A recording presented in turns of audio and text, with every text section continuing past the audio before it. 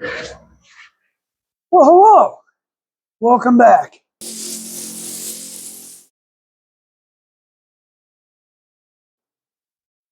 We're back looking at the Bronco here. And where we last left off was I had pretty much stripped down this driver's quarter panel about as far as it really needs to go. And now I'm going to start turning a little bit of attention to the rust that we have to address. Now, I've gone ahead and I ordered this wheel arch. I ordered the inner fender, and I ordered the rear. I don't know what you would call that, maybe the cab corner or the lower quarter, whatever you want to call that. Ordered that from LMC.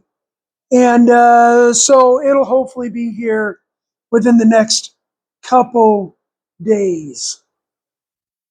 But one thing we can address right off of the bat is I did not get this piece.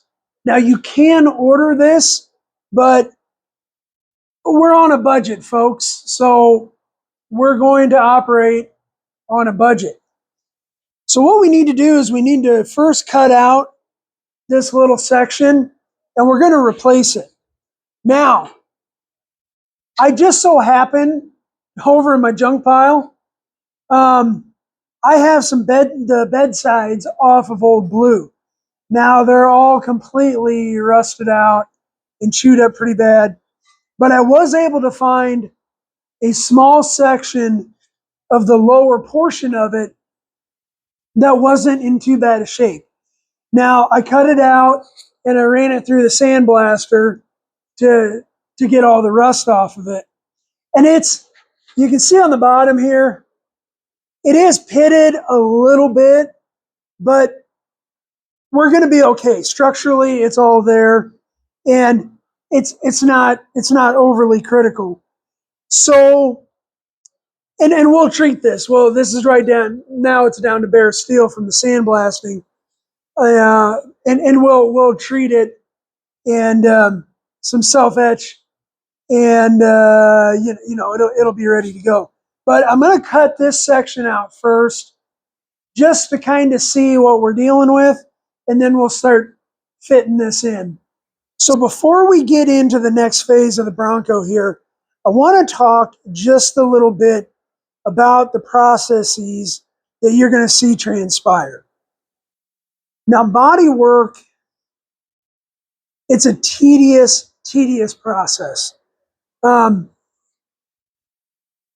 And I'm no expert at it. I'm not necessarily here instructing people or instructing you, the viewer, on how to do this stuff. I'm showing you how I do this stuff. And I'm completely self-taught. I make mistakes over and over again. So give me a little bit of grace on that.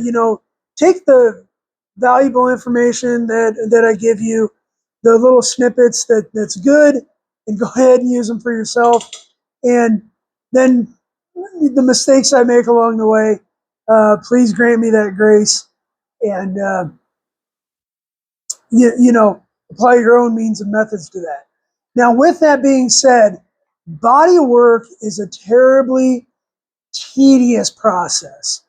It's something that you have to have an immense amount of patience for, and an extremely high level of skill. Neither one of those attributes do I have. Now, with that, I'd like to preface and say that there's going to be a lot of jumping around in the videos. You might not see it because I might do things in editing, but you might see me working on one project one day and then another project the next day, and then I'll splice all them together into one video.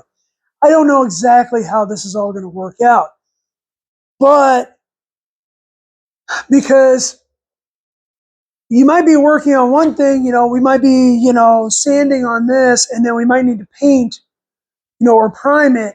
And while I'm waiting for that primer to dry, I might go work on something else. Or maybe I have to fabricate a part and before I can weld it in, I have to paint it.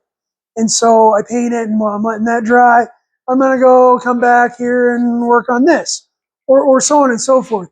So have a little patience and understand that we're looking at an overall big picture project here, not just the little tiny individual things, because just like everything else in a project like this, you have 10,000 steps to get to the final finished product. And sometimes you're only on step 3. So like right now, we're on like step 2 on the body work, and it'll progress quickly and efficiently when I stay on it, but there's going to be times where it seems like it kind of stalls. So understand that with this project, and understand that with your own projects too, because I think everybody should be doing this kind of stuff if they're interested in it. And it might get tedious at times, but keep fighting. Keep fighting. Keep your nose to the grindstone. Keep your head down. Your eye on the target. Just keep going to the light at the end of the tunnel. You'll get there. But I'm going to cut this section out first, just to kind of see what we're dealing with, and then we'll start fitting this in. So I'll bring you along for that.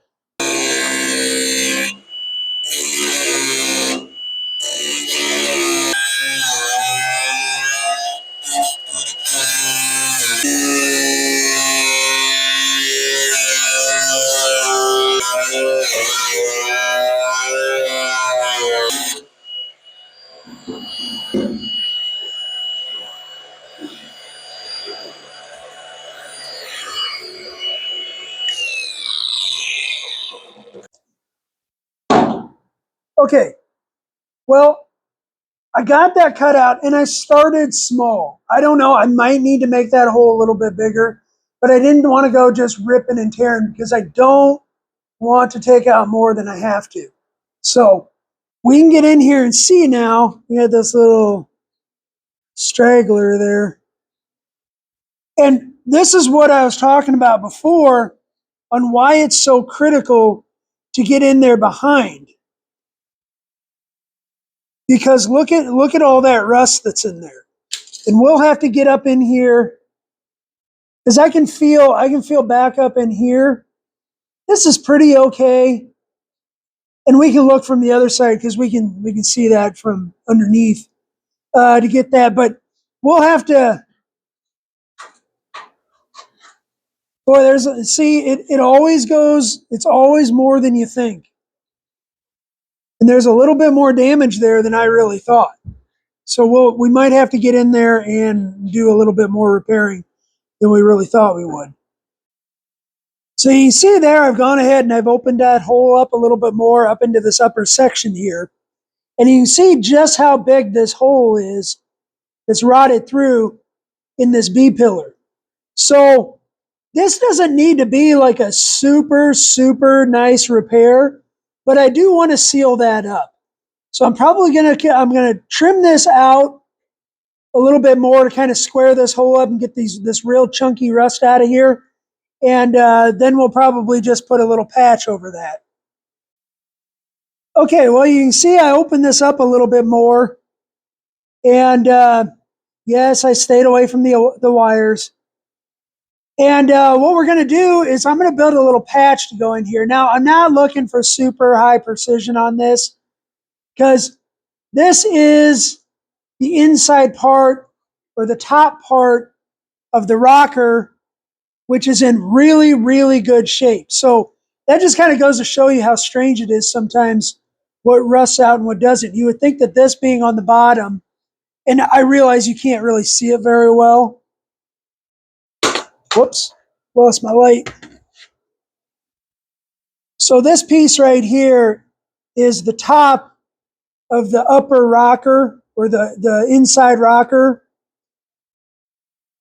And this here, I mean, this is all obviously chewed away. And what we're going to do is, I think we're going to treat this with rust encapsulator. Then I'm going to build a patch for this, and we're going to tack weld it in a couple spots, but that's it, and then we'll use body sealer around it. Okay, well, I've gone ahead and you can see I've treated that with the rust encapsulator, and then I've gone ahead and I've made this little patch panel that's going to basically fit right in there. And unfortunately, I have to wait until that rust encapsulator dries, and then I can weld it in. So that might be tomorrow before I get to that. So we'll leave that right there, and we'll move on to something else. Well, it's been a couple hours, and for the most part, this rust encapsulator has tacked up. It's still not dry. That's why I got the gloves on, because literally, like here, I got this on my skin. That's that rust encapsulator. It's going to take a week for that to come off. It, I don't know if it sticks to rusty metal half as good as it sticks to flesh. It'll be pretty good, but and we're gonna try to fasten this in here.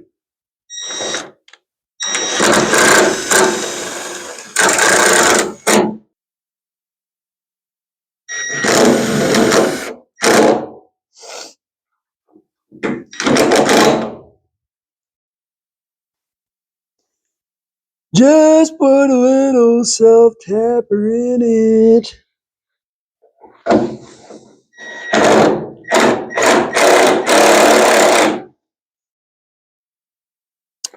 I don't think that one went into anything. I think it mainly went into rust. But it's fine. So I'm gonna change my gloves because, like I said, I get this. It takes forever for that stuff to dry, but once it dries, it's dry, and it won't ever go anyways. Where? So let me go get the seam sealer, and I'll show you how that works. Okay, so this is seam sealer. You can buy it just about anywhere, Amazon, eBay, you name it. This particular name brand is Barrier Bond. Protect your investment. So this is just it's like a really, really, really thick paint, and you just kind of scoop it on your brush. And this is just one of those chip brushes that I've told you about before. I get them at Harbor Freight. And you just spread it on there like that.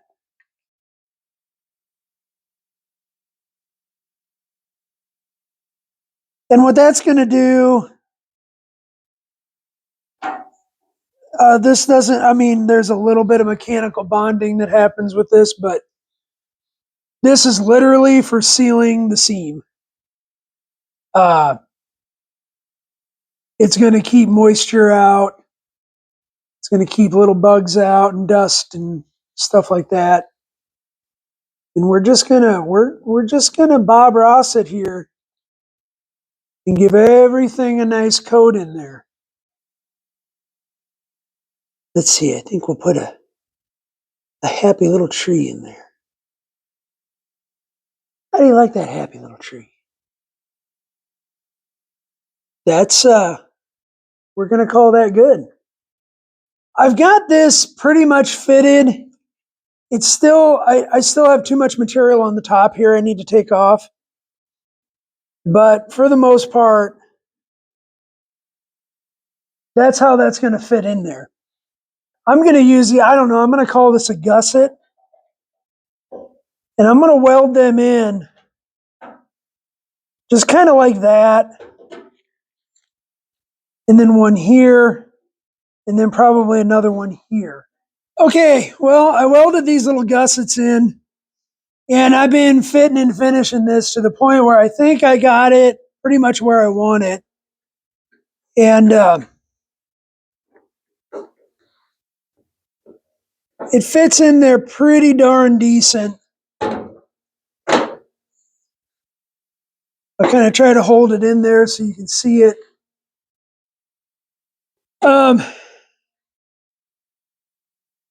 So what the next step is I'm going to paint the back side of this, obviously for rust protection because it's bare steel right now. And then I'll go ahead and self tap it in to these gussets, and I'll take one of those self tappers out, weld the hole, then move on, take the next self tapper out, weld that hole, so on and so forth. But for tonight, um, I'm just going to paint the back side of this, and yeah, that's going to be about all we can get done. So, okay, well, it is the next day, and I've got the back of our little patch panel painted with some self etch, and now we just need to get it welded in. Okay, well, I got that tacked into place. It's not, yeah, it moved just a tiny bit. I don't know why, but I can't get this piece is not going in there the way I want it to, but thank God for filler, because we'll have to clean that. Obviously, that whole patch is going to have to be cleaned up with filler, but uh, I'm happy enough with it, so I'm going to go ahead and weld it in. Okay, well, I finally got that welded in, and I ain't gonna lie, that was a fight. Um, I had a lot of trouble. I had a lot of trouble getting that welded in along the bottom here. The whole patch is crap, but it's gonna get done. What we need to get done. Um, Part of the big problem is that there's foam from the factory that's in behind there, and it kept catching on fire, and so I'd have to put the fire out because it's fire, and in general you don't want fire where it's not supposed to be. So I'd have to put it out, and then that's causing the heat in that panel to shrink up really quick. And anyways, I had a lot of trouble with it, and it's well, let me put it this way: it didn't turn out quite the way I had it planned, and I'm sorry. I don't know why, but I've been using the grinder, and it makes my nose itch. But like I said, it's gonna get the job done. Now we're gonna apply filler over this, and it's going to turn out fine. But I would have liked it to have turned out a little bit better in this, but it's just the way it is. It could be a lot better. It could be a lot worse. The key to this is that we have taken old, nasty, rusty metal and got it replaced with not rusty metal, and we've got it welded into place and stuff like that. The rest of the stuff is just cosmetic, and structurally we've got it taken care of. So be that as it may, um, yeah, we'll move on to the next bit.